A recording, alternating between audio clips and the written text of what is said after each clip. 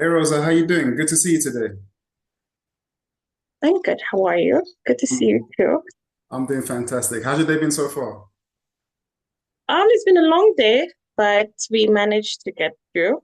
It's been okay. Well, How's yours been? yeah, it's been fantastic, and it's great to have you on at this point as well. Yeah, so let the viewers know who you are, what you do, and why you do it, Rosa. Well, my name is Rosa. I am a psychologist, currently working with children. Um, but I have experience the age span. Why do I do what I do? Um, if you asked me this a few years ago, I'd tell you because someone told me I listen really well. But right now, I think I do it because I just love doing it. Excellent, excellent. Yeah. Yeah, I'd say the latter is the more important reason to do Mhm. something. Like for you to really be able to immerse yourself in something, you got to have a passion for it. So that's brilliant. So Rosa, like when you think back to before you got involved in counseling, what was your kind of your mindset at the time when you felt like this is what you wanted to do going forward? What was like the trigger point for you that made you want to go ahead with it? Wow. Actually, straight out of a high school, I think if I wasn't going to do this, I was going to be a vet. And back then, when I told my dad that I wanted to be a vet, it wasn't very encouraging. And so while I was searching for what I'd possibly do, I was having a conversation with my sister, and she was like, it's very easy to talk to you.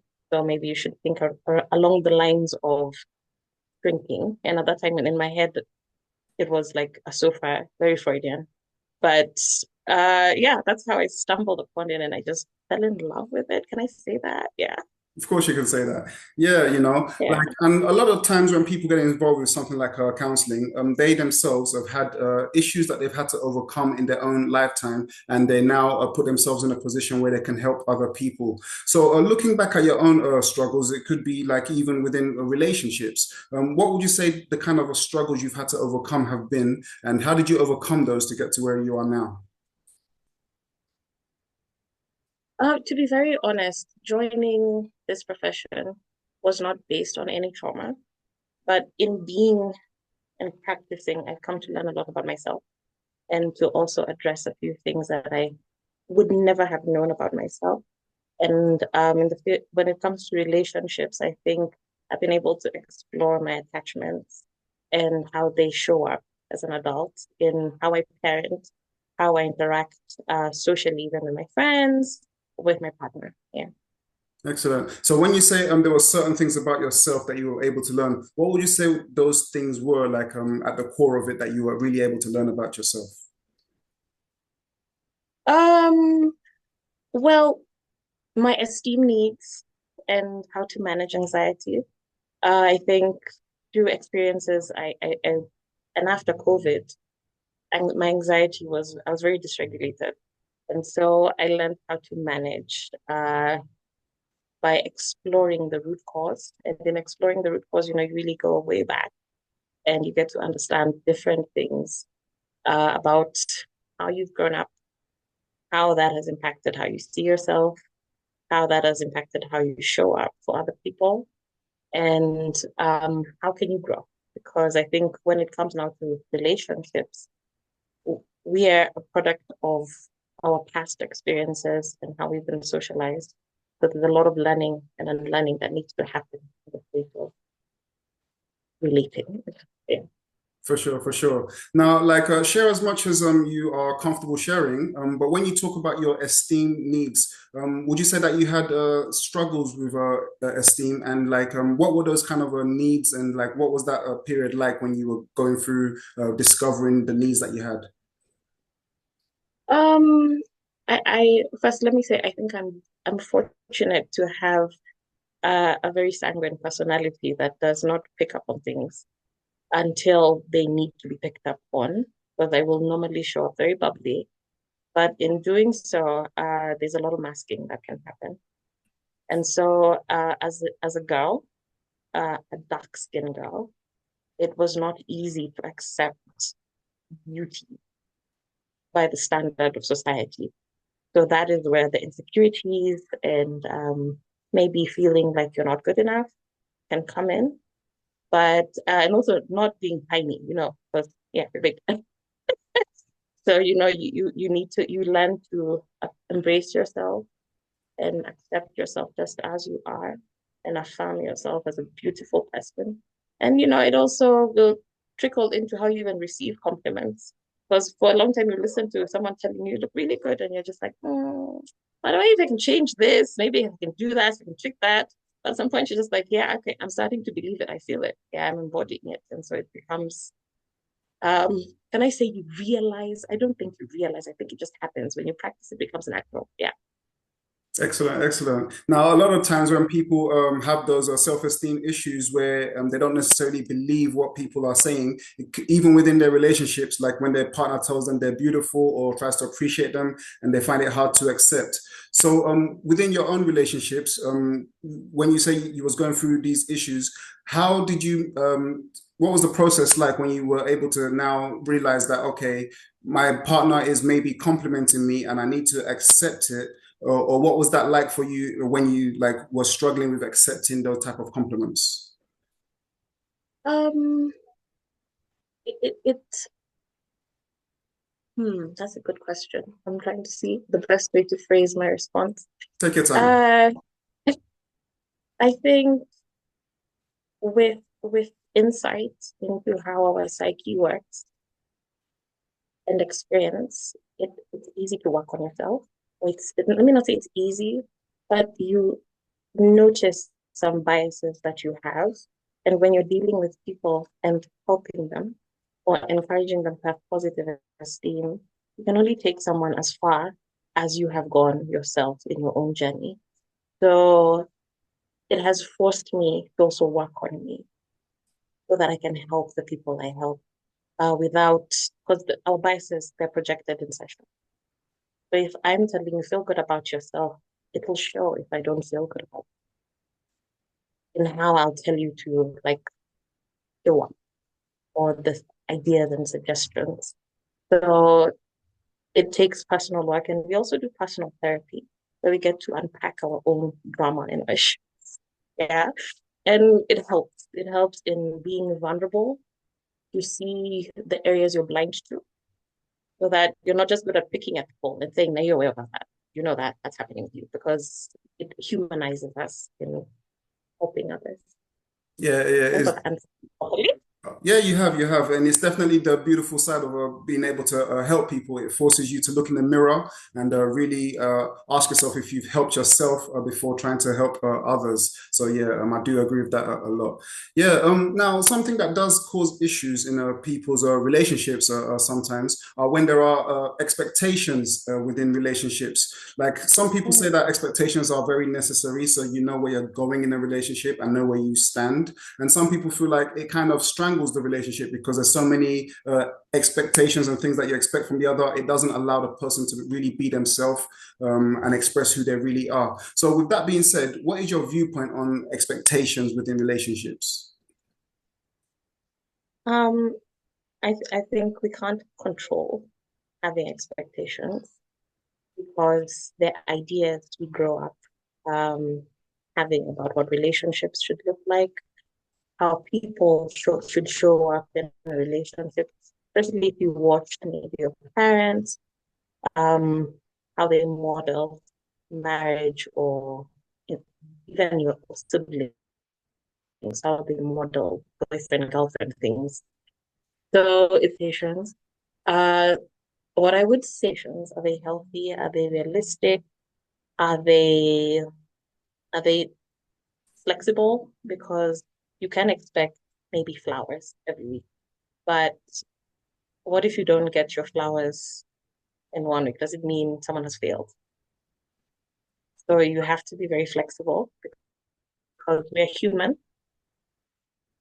and just the same way I'll have expectations, the same way someone else has expectations, but we have to meet each other half and build something in the midpoint. Yeah.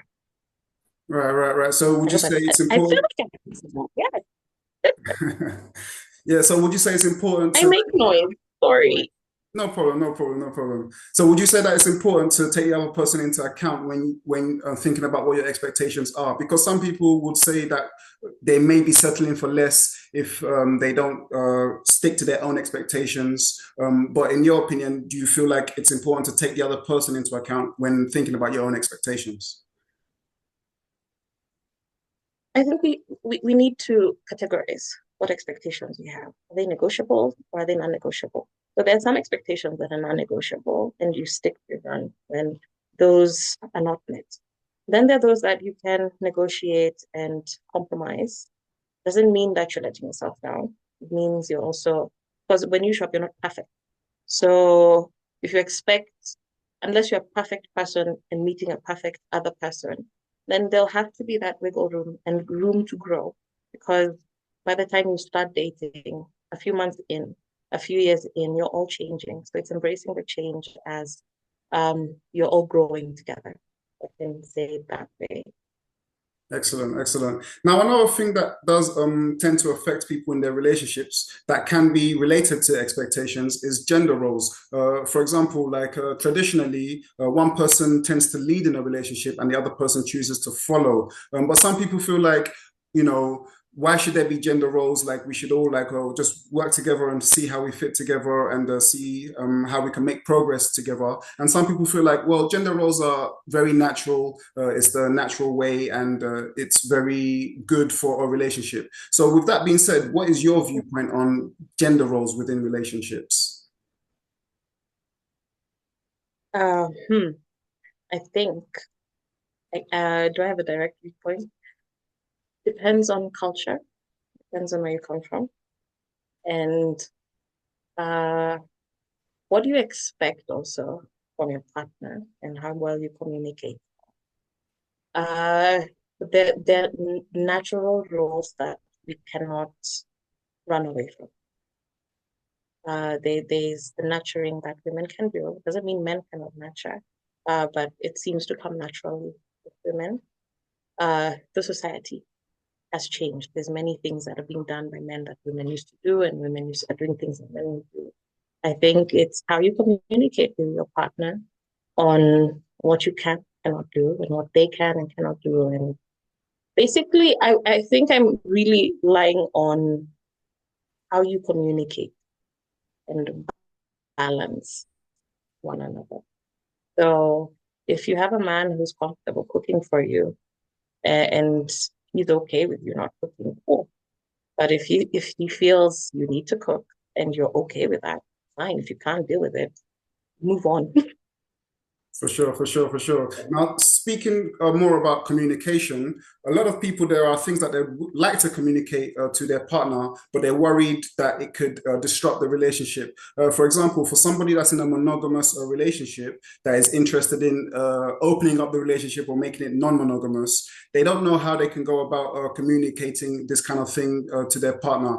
And, sometimes they feel like if they were to say something to their partner could say something like, it means there's something missing in our relationship. So, with that being said, like, what is your general viewpoint on monogamy versus non-monogamy in relationships, and how can it be communicated when somebody is interested in something like non-monogamy in their relationship?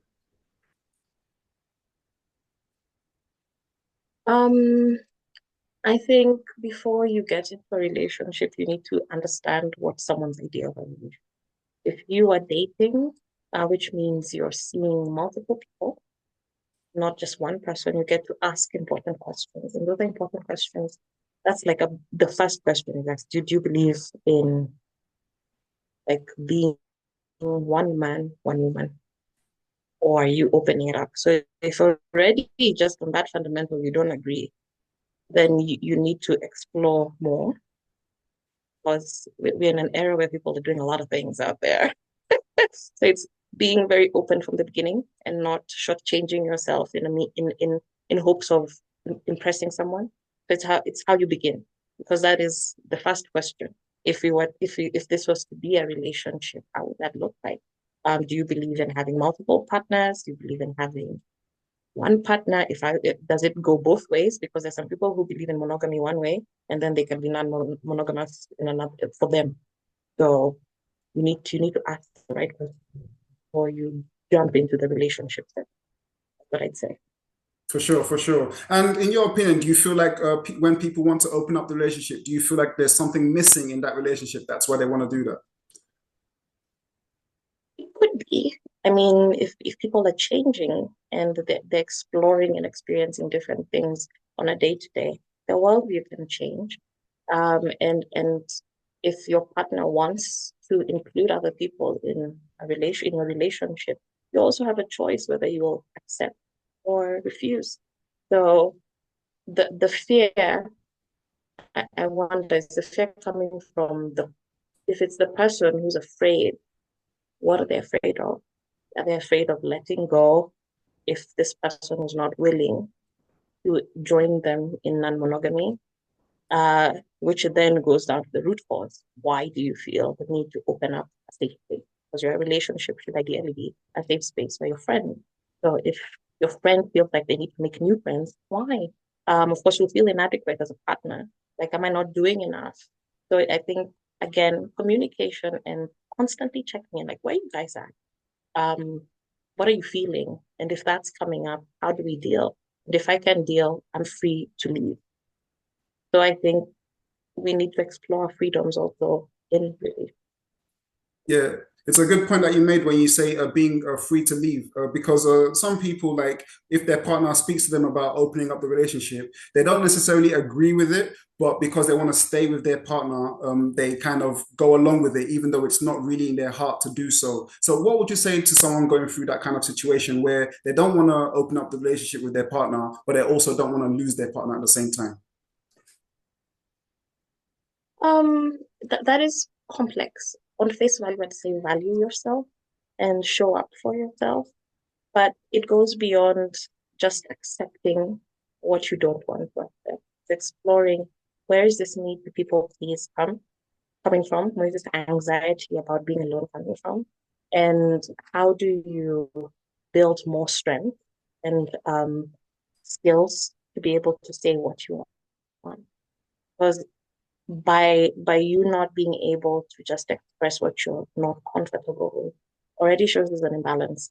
There's a power imbalance, and it's mostly coming from insecurities or unprocessed maybe traumas. Yeah.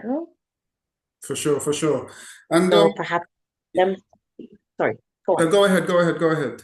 Finish your point. I was going to say them seeking some maybe personal, um, let me not say therapy, but talking through a few things and understanding themselves. There's many ways we can understand ourselves these days. You don't need to see a therapist only. I see people using AI and trying to figure out. Yeah. Excellent, excellent. Yeah, like another thing is like, when we look at like relationships, it's not always like, let's say there's a monogamous and a non-monogamous relationship. Sometimes jealousy can arise regardless of the kind of a relationship. For example, in a monogamous relationship, it could be, I notice that you're spending a lot of time with this person or looking at this person. In a non-monogamous relationship, it could be, I notice that you're spending more time with this partner than you are with me. So for someone that's experiencing these emotions of jealousy, how can they start to deal with that emotion of jealousy? And how can their partner that's, feeling these accusations of jealousy, let their partner know that there's nothing to be jealous about? Hmm. Well, what is the root cause of jealousy? Maybe it's feeling things are unjust and feeling like you're not getting your connected airplay with your person. So again, expressing that you're feeling that way and maybe also checking in with yourself, is this really what are you feeling safe? Because when you're jealous, it means either you're feeling insecure or insufficient, in my opinion. So perhaps it's also seeing what is your body trying to tell you? What is your psyche trying to tell you about this circumstance? Something you enjoy? Is it something you're forcing? Is there room for growth? Sorry, I told you I have animals. No problem. Express yourself. Yeah, so my dogs really make a lot of noise. So if you hear some barking, don't worry. No problem. Mhm. Yeah. Oh, was you So yeah, was you finished? I thought you. Yeah. Go ahead. so yeah, finding out as an individual where is that coming from? Because our emotions are feedback. If we're enjoying something, we'll be happy. If you're not, we'll have these bigger feelings like anger, resentment, and it's exploring, are your needs being met? Are you feeling adequate or protected or seen? Or do you feel there's an imbalance? And if your partner hears this, how is he going to help you feel safe? How is she going to help you feel seen? And if they can't, or they feel they're doing what they need to do, what does that mean for the individual who's feeling unheard? Right, right. So what I'm gathering from what you're saying is like, regardless of the emotion that you're feeling, the first thing you need that's needed to be done is to go to the root cause of why you're feeling that feeling before you can solve the issue. Would you agree with that? Yes, being self-aware, understanding yourself, understanding what is triggering you to feel that way. And if truly maybe the attention has shifted, it's worth conversing, it's worth talking about because it's not only in it could be your partner is busy, it could be they're also going through their own stresses that has made the attention shift, or there's a new interest if it's a non-monogamous situation. So it's really seeing what's happening around me and within me. Yeah. Yeah, like it's very true what you're saying about going to the root cause and having that self-reflection. But a lot of people get caught up in the moment when they're feeling some kind of emotion and they don't take the time to settle down and go to the root cause before reacting. So how can people like, find a way to go to the root cause before reacting, if that's possible? I need to go therapy. Um, well, working on managing your emotions will be helpful in identifying what certain emotions feel in your body. If it is anger, how do you know you're getting angry? If it is sad, how do you know you're approaching sadness or it's extreme? So yes, therapy can help guide you in understanding yourself. And also there's a lot of resources that are available, books, even videos that you can just watch and I work on yourself. Because if you don't work on yourself, the cracks show when you're interacting. So to manage reactions, you need to work on learning to respond what is being said. Even if there's conflict is what will probably cause people to show up in a different way. That is a bit wild. So it's learning how to communicate. How do you express it? How do you tell yourself even this is what I'm feeling? How do I identify what is this emotion? So sometimes we just react. And then after that we sit and we're like, oh man, that wasn't a very good idea. Maybe I overreacted. So it's taking time to learn how to respond, taking time to self-regulate, to learn how to calm down before you bring up something. Because when we bring up things when we're already at level 10, we get lost in the feelings and in tears. So it's also thinking through what is really happening. I think the point is get to know yourself. So is it essentially like apart from communication being so important, timing of communication is also an important factor? Would you say that? Excellent. Yes.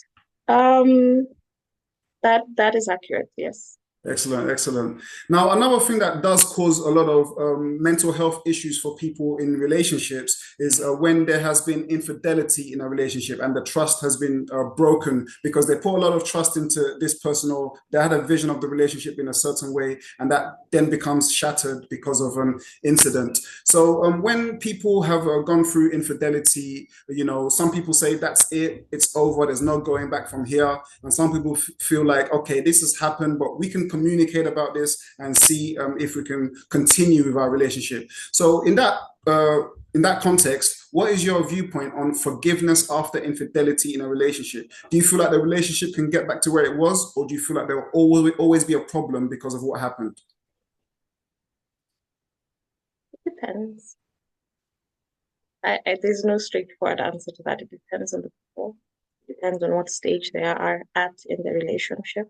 It depends on the reasons that someone has for cheating or stepping out and how they choose to work through it. Because trust can be rebuilt. It just will take on people taking responsibility for their actions and working to help their partner regain that trust. So it depends. Not all couples are the same. There's some, it's just a deal breaker. There's some, depending on the investment, the time they've taken to be together. If it's a marriage where there are children involved, they will give it a try and see if they can make it work. So I think it really does depend on the context of where is this happening. And for those that have chosen to continue the relationship and would like to continue working on it, do you feel like their relationship can get back to where it was, or you feel like they just have to do their best with their new reality? Mm, I would say by the time some things are happening, it means the relationship may not be at its best. So it's working towards a new connection with your partner, getting to understand each other after. So it may be a different new normal, could be even better than before, or it could be a train wreck. So it's how the two people decide to move forward. If they seek support, if they want to build on talking about their needs, if they feel maybe you need to take a break. So it really depends on what they want moving forward. Because you can want to build something and someone is already 50-50, they're out, or they're still engrossed in the person they were with when they were stepping out. So it's really good to know, where do you both stand? You both want to work on it. Do you both see the need to work on it, and what are you willing to do to make it work? Excellent, excellent. Fantastic. Yeah, so finally now, like, when we look at brand new relationships, like when people meet someone brand new, they really want to immerse themselves in this person. There's a lot of butterflies, a lot of chemistry going on. But some people, upon immersing themselves in this new person, they tend to lose their sense of self in the process. So how can people immerse themselves in a brand new relationship without losing their sense of self in the process? That's a cool one. I don't know. Because when you're meeting someone and you're all lovey-dovey the first time, everything is so brand new and everything is so excited. So there's a cocktail of hormones and dopamine everywhere surging. So it's just like you're on cloud nine. But with time, things start to settle. I would say remaining mindful and also focusing on what you want out of this interaction so that you don't miss the red flags. Because at the beginning, the red flags show, but we don't play them. So paying attention, slowing yourself down, and knowing that if something is meant to work, it will work at your pace. So remaining grounded. Have I answered you? Yes, yes. Thank you for that. I like the way you answered that question, actually. Yeah. So, Rosa, like, I want to thank you so much for coming on. Thank you for everything that you've shared. And it's been a great pleasure talking to you. For the viewers, Rosa is also with us on Mate Coach. You can find the link to her Mate Coach profile in the description below, and also the link to her socials as well. Once again, Rosa, thank you so much for coming on. Any final words before we wrap Thank up? you. Actually, thank you for having me here. This is a new experience, so hoping to do more. Yeah, Excellent, thank you. excellent. There'll definitely be more. There'll definitely be more. Thank you so much once again, Rosa. Thanks.